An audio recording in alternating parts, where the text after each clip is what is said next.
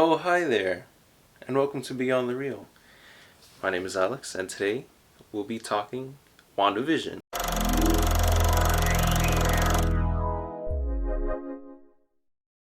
So, what went down? You know, I'm starting to get a little frustrated with this show because just when they have you on the hook, they pull the plug. And, it's really tough to talk about because, once again, they're hinting at things, but we still don't know what they're trying to tell us. And I feel at the end, when everything is said and done, you'll be able to rewatch the show and be like, the hints were all in our face. It's one of those things where it's obvious if you know it, but if you don't know it, you feel like such a fool. But anyways, this week's episode was fairly interesting. It was inspired by Malcolm in the Middle, and I really enjoyed, all the little things like at the beginning, one of the twins, constantly talking to the camera and even like walking with the camera as it follows him and speaking directly to it. I thought that was pretty cool. And it kind of just reminded me of that. And Quicksilver stuck around for a whole episode, and he was fun. He had really good chemistry with Elizabeth Olsen, so Evan Peters, I really enjoyed because he brought a different aspect to it, but also like Vision, it's like kind of like he gets the feeling of what's going on, but he doesn't really know what's going on. But you get the feeling that he's starting to like figure stuff out. And I really want to say that I really liked how they handled the costumes. Like when also Elizabeth Olsen rocked that costume, like it was amazing. Also Paul Bettany, he really knocked that costume out of the park as well. And I really like how they kind of like gloss over it, how he says he's like a luchador, and Elizabeth Olsen says that Wanda says that she's like a fortune teller, a Sokovian fortune teller. And even Quicksilver, the freaking Wolverine hair. Like, I really like how they handled the costumes in this episode because they looked really well and they didn't look overly ridiculous and they really knocked them out of the park. So, getting into last week, whenever I where I brought up suspects, I think it still kind of adds to it. I think Hayward is starting to look more and more sus as the show progresses. Because, this week, he was more aggressive. He tried to kick Jimmy Woo, Monica Rambeau, and Darcy Lewis out. So I think that's starting to get a little sus. And also, Agnes, because in the intro, what is she doing in their house? Reaching into their fridge. And not only that, I feel like they were trying to tell us, because we get that glorious ass shot, and what is written on her butt? The word naughty. So that right there is telling us that she's the villain. I'm joking, whatever. But anyways, we see Agnes this time. Oh, going back to the costumes.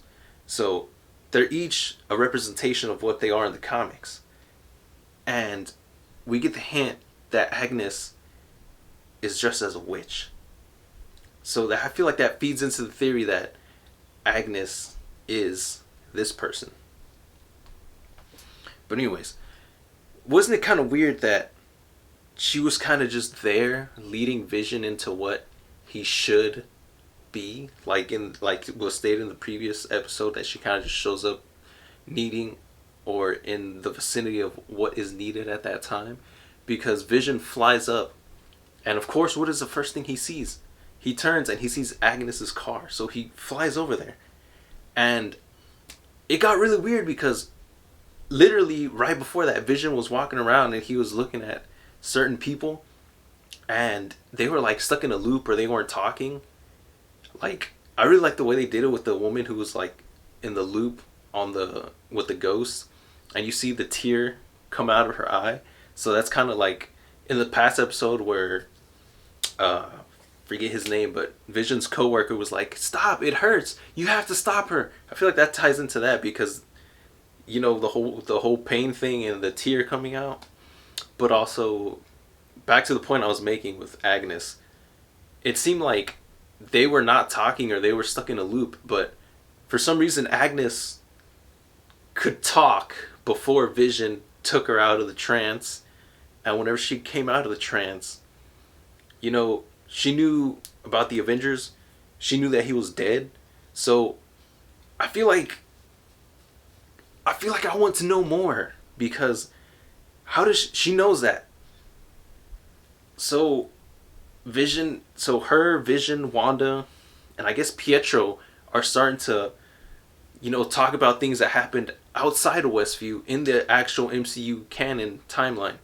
Like whenever, towards the end, when Pietro says that, what do they get? I think he's something along the lines of, what are they gonna do? Kill your dead husband a second time? So he's referencing things that happen outside of the current story. So who are these people? Like, are they really? Who sent them there? What are they doing there? How did they get in there? Like, there's more questions that you have to ask.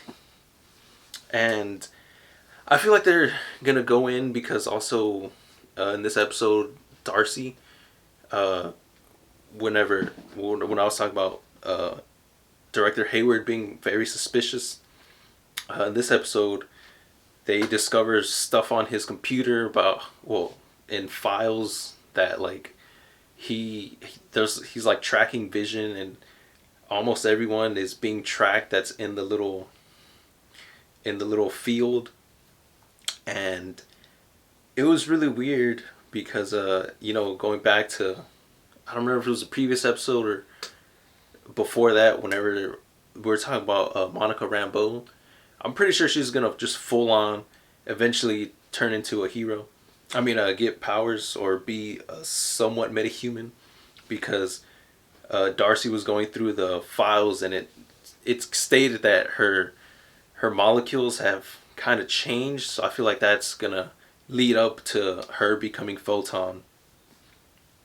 And also, going back on that point, I feel like they're gonna use this as a way to introduce the mutants, because we're getting Quicksilver, but the fact that that happens when people go through the field, like I feel like they're gonna do the switch, so the people in there are going to become the mutants because like I just said, like Wanda's changing their molecules and, excuse me, I forget the proper term for it, but their molecular structure. So I feel like that's going to cause them to be the mutants, and this whole event is what's going to cause the mutants to be hated, because that's like one of the main story points in the comics, that the mutants are hated and they're feared, even though they're very similar to the heroes, except they're mutants, and for some reason mutants are hated but the other metahumans are adored. And in this episode, at the very end, we see that Wanda, going in what they said in a past episode, where she's getting stronger, and at the end of this episode, she kind of expands the field of the hex, whatever reality, as Vision is trying to escape, because you get the feeling that Agnes kind of like, she was there to tell him or trying to goad him leaving uh into leaving the field. And once Vision overstepped that line, he kind of, like me and Mark talked about previously, that what if he, as soon as he tries to get out, that like he just like falls apart, because I feel like Wanda, or the little hex, whatever you guys want to call it, field, whatever, once he stepped out of that, he started to like fall apart a little bit, and even like it seemed like he was trying to, like it was sucking him back in. So Wanda's keeping him alive, I feel. So, it was kind of heartbreaking because it kind of makes you think that, like, when this is all said and done, Vision's probably still going to be dead. But, anyways, I lost my train of thought about what I was saying earlier. If I remember, I'll add it in post.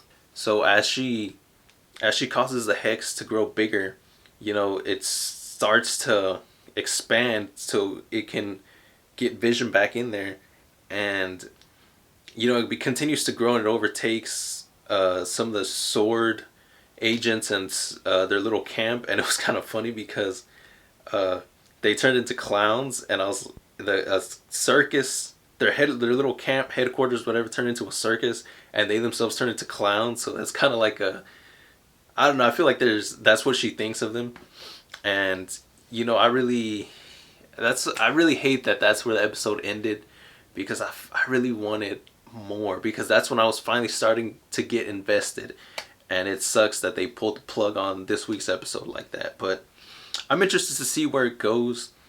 I feel this week's episode, kind of gave you more to be excited about. Uh, Expanding on the suspicions of Director Hayward and Agnes. Oh, and also Dr. Darcy Lewis has also been absorbed into the hex, so it's interesting to see what's going to happen to her. And I was also really hoping that this week we would get the introduction of that character that Monica Rambeau mentioned last episode, that she knew that was like a aerospace engineer. And in this episode, they know that the character was like an hour away.